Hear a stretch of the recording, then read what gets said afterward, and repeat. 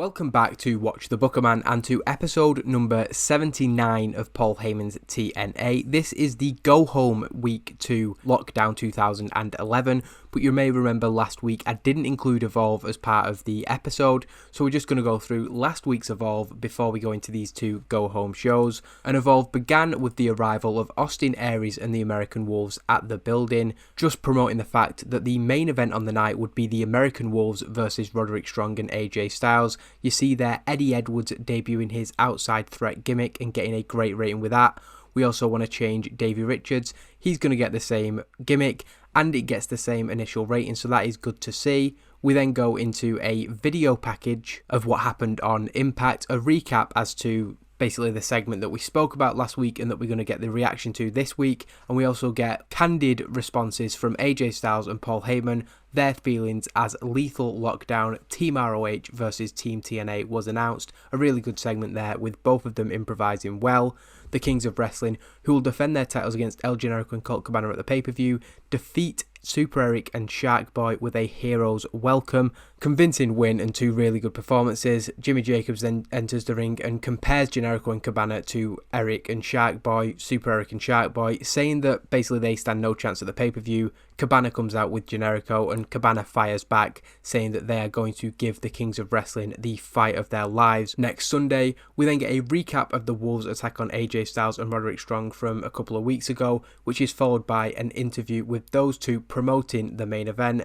Not a very good segment, as we go into a backstage segment where Desmond Wolfe is basically warning Bryan Danielson about facing Abyss at Lockdown, saying that since he came to TNA, he has not been in the ring with anybody quite like Abyss. Nobody has pinned Abyss or made him submit for as long as Desmond Wolfe has been in the company, and only Kurt Angle can say that he has conclusively defeated him, and even then it was a last man standing match. Bryan is confident nonetheless that he can be the second man to beat him. We then see Hamada defeating Mischief looking for revenge after Hamada injured Alyssa Flash, her tag team partner, during the Knockouts Tag Team Championship #1 Contendership tournament, but Hamada picks up the victory here, and it looks like Mischief and the New Age are going to have to go back to the drawing board with Alyssa Flash now out for a period on the sidelines. Another decent match, nothing too great, but solid mid-card ratings. We then get an attack after the match, Mischief laying into Hamada. We do get a save from Taylor Wilde, but it's clear that the effects of the attack are showing and may have an effect going into the final of the tournament against the Beautiful People on Impact. Of course, the Beautiful People are happy to see this as they are interviewed after the match by Christy Hem.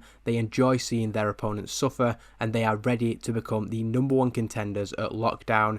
We then get a sit-down interview with Jay Lethal. He addresses why Maria hasn't been seen for a while, why she's taken some time off, the personal issues, turbulence in their relationship, why his head hasn't been in the game, but he's determined to get back to winning ways very soon. And in the main event of Evolve, AJ Styles and Roderick Strong are defeated by the American Wolves, the Team ROH members helped by Rhett Titus and Kenny King, the All Night Express. So it was an even match up until that point, but those two men confirmed as members of Team Ring of Honor after the match. Austin Aries, the American Wolves, Rhett Titus and Kenny King all standing tall. Team ROH is complete. And that's why we'll go now into this week's episode of Impact, a decent episode with a 72 rating, but what we're going to find out on the Go Home week is who the partners of AJ Styles are going to be and who will be their teams for Lockdown. Plenty more, so let's get straight into Impact now from the Impact Zone, of course. And we begin with a recap of the show that we've just gone through, so I'm not going to go into details with that again. The Ring of Honor alumni, of course, standing tall at the end of the show. Team ROH confirmed. Following the recap package, Mauro Ranallo and Taz welcome viewers to the show, promoting the fact that we will hear from Austin Aries, AJ Styles and Paul Heyman tonight. We will also learn the identity of the members of Team TNA who will join AJ Styles in the ring against Team ROH this Sunday at Lockdown. But before then, we have the final of the Knockouts Tag Team Championship #1 Contendership tournament. And again, like we said with the previous episode of Evolve, Hamada's arm was targeted by Mischief, and ultimately this does play into the finish when Angelina Love can defeat Hamada with a lights out. Taylor Wilde off her game, still putting in a decent performance. We then get the champions coming out as the beautiful people celebrate winning the tournament. Mickie James and Tara addressing the beautiful people, and Mickie saying that since Bound for Glory, when they won the titles, Angelina and Velvet have done everything in their power to try and come between them. From inventing issues between Mickie and Tara to blowing small things out of proportion, the beautiful people have tried and tried and tried to destroy their friendship, and they've failed. Tara adds that no matter what anybody does or says, as long as they've got these titles, Mickie and Tara have got each other's backs. Nothing will weaken their bond, and they'll see just how much this match means to them this Sunday at Lockdown. So Mickie and Tara, despite the tension that we've seen in the last few weeks, are a united front going into this match against the beautiful people at Lockdown. As we're going to pretty often throughout the night, we then turn attention to Lethal Lockdown, a poor segment really, considering who's involved, but it's a sit-down interview with Paul Heyman that was recorded earlier this week. Mike Tenay asked Paul about the craziness of what's been going on recently, the fallout to Destination X, leading to this Sunday's Team ROH versus Team TNA match. He's wondering why Paul's indulging this ROH invasion, if you want to call it that, and he's basically saying, wouldn't it be better for him to stamp this out before it grows and becomes too big to handle? But Heyman's saying that with everything happening so fast, it's difficult for him to break things down and to know that he's making the right calls, but he had to make a decision, and when Austin Aries challenged him and this company, pride took over and he accepted that challenge. One thing he knows is that whoever he chose from that locker room, they were going to give 100% to TNA. But building a team isn't just about that heart and desire. So he's used his head. He has built Team TNA with an emphasis on an existing cohesion and trust in the abilities of all the men involved. He's confident that alongside AJ Styles, the men that he has chosen could organise themselves to outmatch Team ROH in every way. This is one of the most important matches in TNA history according to Heyman, and he has made sure that everybody involved understands that 100%. So really trying to play up the significance of this match tonight, and we're going to reveal the partners of AJ Styles later on, with Paul Heyman giving a couple of hints there as we go into the second match of the night. A 60 is a decent rating. A good match described by the game is probably fair. The Hooligans defeating LAX in 12 minutes and 55 when Paul London pins Hernandez with a roll-up. When Hernandez goes for the border toss, Paul London throws a defensive knee at Hernandez. However, it does hit him low. Whether that's intentional or not isn't 100% clear, but it is enough to help Paul London and his team to victory. Two decent performances from the Hooligans, particularly Paul London. Homicide and Hernandez doing well. Everybody showing great chemistry means that it was going to be a decent match no matter what. And while the Hooligans stand tall celebrating their victory, the replay shows the questionable tactic used by London. Was it intentional? The commentators aren't sure, but Hernandez and Homicide are pretty certain, and they confront him about the low knee that London drove into Hernandez's groin. London claims that it was accidental and points that he was trying to hit Hernandez in the torso and just missed. The referee also missed it, but Homicide isn't buying this excuse. He is actually eventually calmed down by Hernandez, the victim of the knee, but Hernandez is the more level-headed of the two, I would say. LAX leave the ring, but they're clearly not happy with the Hooligans, and Hernandez lets them know that he'll be going to management and looking for a rematch. They're not going to let London and Kendrick get away with that victory. AJ Styles is then interviewed by Jeremy Borash, who asks him about the reveal of his Lethal Lockdown partners later tonight. Styles says that he'd prefer if Heyman told him beforehand, and the fact that he isn't makes him a little bit sceptical. With that said, he's sure that even Paul Heyman can't mess up this selection, given how many guys in the back are desperate to step up and fight for TNA. Whoever it happens to be, he is ready to stand shoulder to shoulder with them and fight for the company this Sunday at Lockdown. We then get a promo before the third match of the night, which is the number one contendership match for the Knockouts Championship. Sara Del Rey speaks first inside the New Age locker room, and she's talking about the two women involved. It's very similar to what she said last week, her history with each of these women, and she doesn't mind which of them wins, because when the cage door locks, she is ready for a fight. Jimmy Jacobs does give her a look there, because obviously I think you'd rather face Madison Rayne inside a cage than Awesome Kong. Jimmy Jacobs then does put over the dominant Sara Del Rey, calling her the greatest Knockouts champion of all time, the best there has ever been in this division. But before Sunday, the New Age have some other business to deal with. Claudio Castagnoli will face El Generico later tonight, and they're not taking that lightly. He says that while Generico may look like some idiotic masked goofball, he is actually an incredibly talented competitor when he gets between the ropes. Claudio Castagnoli has faced El Generico many times before outside of TNA, and he knows exactly what this man is capable of. Unfortunately, Generico also knows what Claudio is capable of, and Castagnoli is going to share that with the world tonight. You are not going to want to miss this match, a match that I've spoke so much about. We're finally doing it on Impact, and I think it's going to be an excellent match later on.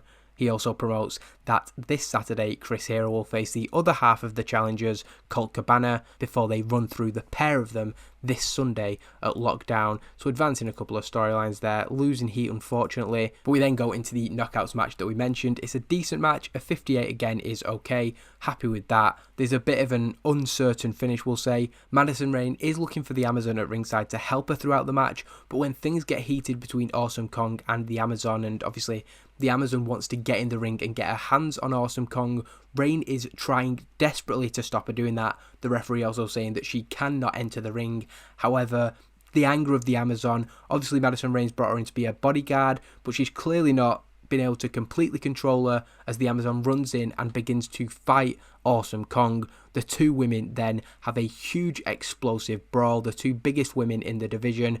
Madison Rayne is pulling her hair out as the referee calls for the bell.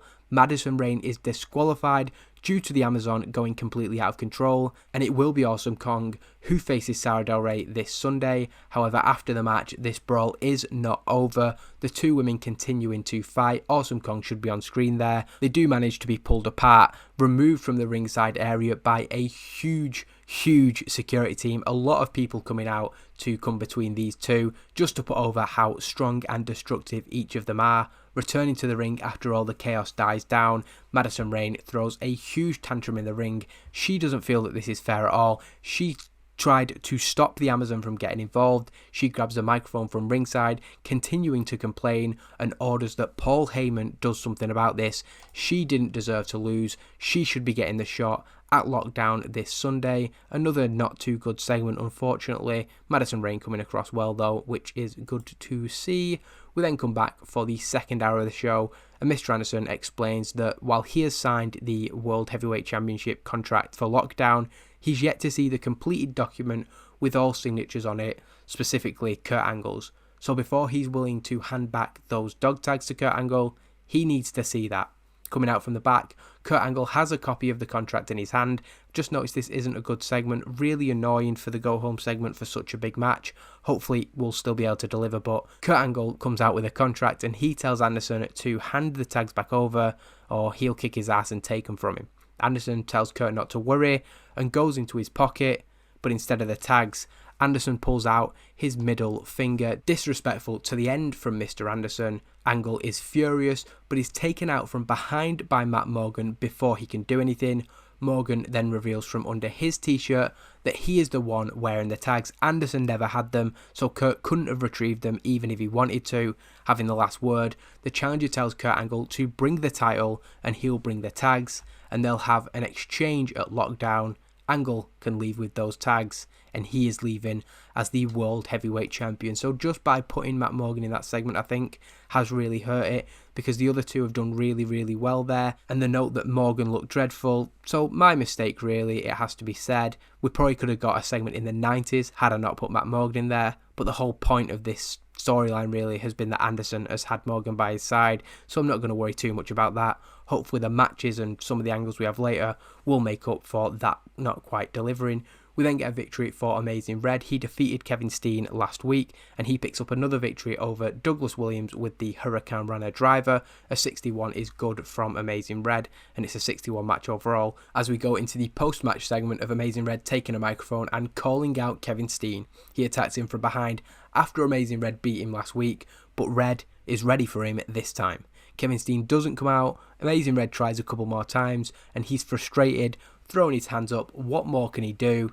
He says that he isn't surprised that Steen isn't showing his face. He's a coward. He only acts when he can take shortcuts, when the opportunity arises, when he gets challenged face to face. He's nowhere to be seen. But Amazing Red says that when Steen is done hiding, he's ready to challenge him for a rematch whenever and wherever Steen wants it. We then get a segment in the back, Madison Rayne furious still about what happened earlier, and she confronts Paul Heyman, complained about the result of the match earlier, demanding that this injustice is dealt with. She told the Amazon not to get involved. She was very, very clear on that, and she's now missing out on Lockdown because of something out of her control. Paul Heyman is initially not so sympathetic. He says that's the risk you take when you bring somebody at ringside with you. But he does accept that Madison did what she could to try and stop that happening. As a result, he's willing to give her a second chance 24 hours before Lockdown this Saturday at Evolve. If Madison Rayne can beat Daisy Hayes of the New Age, then she'll be added to the Knockouts Championship match. Madison Rayne isn't that happy with that. She just wants to be added to it straight away, but she is willing to go through Daisy Hayes this Saturday, and thankfully by having Paul Heyman in this segment, we do get a good rating and gain heat to the storyline. Happy with that, as Roderick Strong picks up a very, very quick, decisive victory over Sean Bashir, using a submission. Normally he wins by pinfall, either with that sick kick or with some kind of backbreaker, so I'm happy to see here that he wins with the Stronghold, a submission showing his versatility, losing heat to the storyline because I did stick Tyler Black on commentary there. Roderick Strong with a solid display, and I think that him v Tyler Black is going to be a great match this Sunday. Following Roderick Strong's victory, Bryan Danielson comes out from the back. He crosses paths with Tyler Black, who is leaving the commentary position, before entering the ring. He shakes hands with the departing X Division champion, Roderick Strong, heading up the ramp. I didn't put him on screen for the segment just because I like to keep it more straightforward, but Bryan Danielson takes a microphone once in the ring. He's not out here to say that he's better than all the people that Abyss has beaten over the last 18 months, but just because one monster has dominated all before them, it doesn't mean that you stop fighting. He accepts that Abyss has been unstoppable. He's looked impossible to beat. Even when Kurt Angle managed to put him down, it wasn't by pinfall or submission. But that's what Bryan is going to have to do this Sunday, because he won't accept leaving the cage as an option. If he leaves that cage as a form of victory, he'll consider that a personal loss because he didn't go toe-to-toe with the monster. While nobody has beaten Abyss in over 18 months, Bryan Danielson points out that he has never been pinned or submitted in a TNA ring, and that's because he doesn't give up fighting.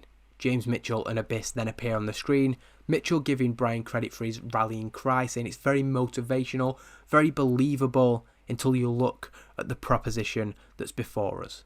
Many men have talked a good game before entering the ring with Abyss, but on Sunday, when Bryan Danielson enters the 6 sides, he is going to learn about the reality that is his son, the monster, Abyss. So not that good of a segment, advancing the storyline and not doing anything for it either way.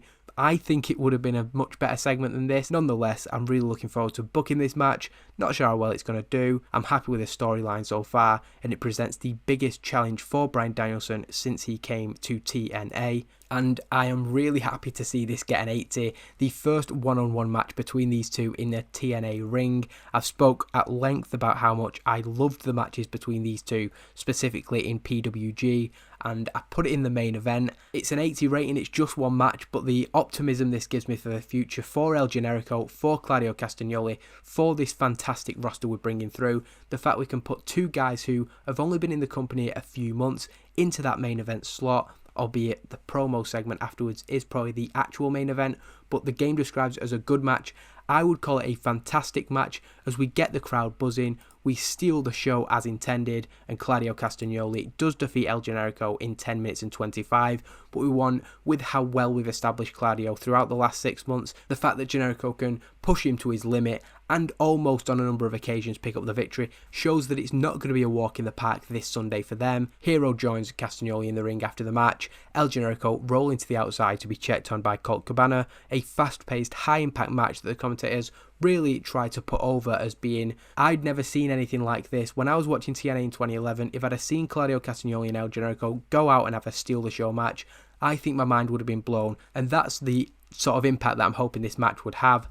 Castagnoli having to steady himself, showing how much has been taken out of him, but the World Tag Team Champions do stand tall. Mauro and Taz put over the action that we've just seen, which is just a small preview of what is to come at the Lockdown pay-per-view. Before the final break of the show, Team ROH are shown in a private locker room. They've been kept away from the TNA roster tonight. Austin Aries, Davey Richards, Eddie Edwards, Kenny King and Rhett Titus stand in front of a monitor, waiting alongside everybody else for the reveal of AJ Styles' Team TNA partners for Lethal Lockdown, and we come back from the final break of the show to see Paul Heyman in the ring, bringing out AJ Styles and addressing the words that were said to him by Austin Aries on behalf of Team ROH last week, and basically says that these are personal issues for Austin Aries. This isn't about TNA and Ring of Honor, this is about Austin Aries and some of his buddies having a chip on their shoulder, but TNA are going to bring them back down to earth this Sunday. He then moves on to addressing AJ Styles, saying that while the Phenomenal One may not agree with his decision here, he needs him beforehand to promise that he will support the choice that he's made and understand the reasons behind it. This is about TNA, not about any individual. He said that himself, and as soon as he got to the back after the challenge was laid out by Team Ring of Honor, 4 men approached him. There are so many great wrestlers in TNA, but he needs a unit, and that's why these 4 men stood out to him. Team TNA needs to be a group that will work better than the sum of their parts, and on that note, he brings out the rest of Team TNA, Christopher Daniels, Frankie Kazarian, James Storm and Robert Roode. The forefathers will be the teammates of AJ Styles this Sunday. Christopher Daniels with a microphone comes down to the ring. AJ Styles is in complete disbelief. He's had issues with all 4 of these guys. A very, very personal rivalry with Christopher Daniels and Frankie Kazarian on top of that. But Heyman looks to calm him down. Daniels also trying to find common ground between them. He says this isn't about AJ Styles or Christopher Daniels or the forefathers. It's about what they share, a love of TNA. They don't have to be friends. They don't have to like each other, but they have to be teammates this Sunday. Daniels gives a bit of a background about the fact that all 5 of these men are what would be considered TNA Originals, and that's why Paul Heyman made this choice. Daniels extends a hand to AJ Styles to seal the deal, but AJ Styles rolls out of the ring, leaves up the ramp. He is not interested, but whether he likes it or not, this Sunday he will team with those 4 men against Team ROH. Christopher Daniels, AJ Styles, both doing a masterful job when improvising. We really needed that. Paul Heyman coming across well, as he always does. And 82 is really good and gives us a decent 77 rated show. We will now go into TNA Evolve for this week, airing just 24 hours before the lockdown pay-per-view. And it begins with a recap of what we've just seen. AJ Styles' Team TNA teammates announced by Paul Heyman. We then get a segment where Paul Heyman comes to the ring to promote Lockdown, and AJ comes out responding to the forefathers being named as his partners, and he's saying that people are trying to create this idea that AJ Styles isn't the one playing ball, but he says that if Team TNA falls apart, it isn't his fault. Paul Heyman is 100% to blame for that. We then get a recap of the controversy in the Awesome Kong v Madison Rain match, which resulted in Rain's second chance, and she picks up a victory over Daisy Hayes, 7 minutes and 7 seconds, hitting that running big boot apparently, and that means that she will now be added to the match this Sunday. She cuts a promo saying that she will be the queen of the cage. She knows that SDR is running scared because she's heard the whispers backstage, but it's going to be a 3-way, Sarah Del Rey defending against Awesome Kong and Madison Rain this Sunday at Lockdown. We then get a video package looking at what's going to happen this Sunday on pay-per-view, and it's moreover a promotion of Lockdown as a concept rather than the specific rivalries. It's the most brutal show of the year, every match contested within the 6 sides of steel, and we'll see how that plays out. Of course, Chris Sabin picks up a victory over Kiyoshi, who's re-debuting because we let his contract expire. Then I decided, because he had quite a bit of overness, I'd bring him back in. So a poor rating. I think he had a poor rating for his gimmick before he left anyway. So a decisive win for Chris Sabin nonetheless, who celebrates after an impressive singles display. We then get a backstage segment where the forefathers have been found out cold in the back. Daniels is the only one who's really conscious, and he vows revenge on Team ROH this Sunday at Lockdown. This has got from being a ROH v TNA thing to being a lot more personal. Chris Hero then defeats Colt Cabana in that match I spoke about before. A decent display from Chris Hero, okay from Colt Cabana, so I'm a little bit relieved to be fair that came out as a 73. Again, as they did on Thursday, the Kings of Wrestling stand tall, putting over how dominant they've been. And the final segment before lockdown is Team ROH responding to Christopher Daniels. If they can do that to them while confronting them in a locker room, imagine what Team ROH are going to do inside the brutal structure of a steel cage, especially when that ceiling comes down, all the weapons involved, Team ROH chomping at the bit to face Team TNA and prove just how good they are. And it's a 74 rating, so another TNA Evolve in a funny position at the minute. I'm thinking of actually changing it so that it's recorded directly after TNA Impact and we just do a weekly show that's technically 3 hours for the people in attendance, but it just falls on Thursday's Impact into Evolve, just 'cause I think in terms of the storyline continuity, it's going to help me improve Evolve.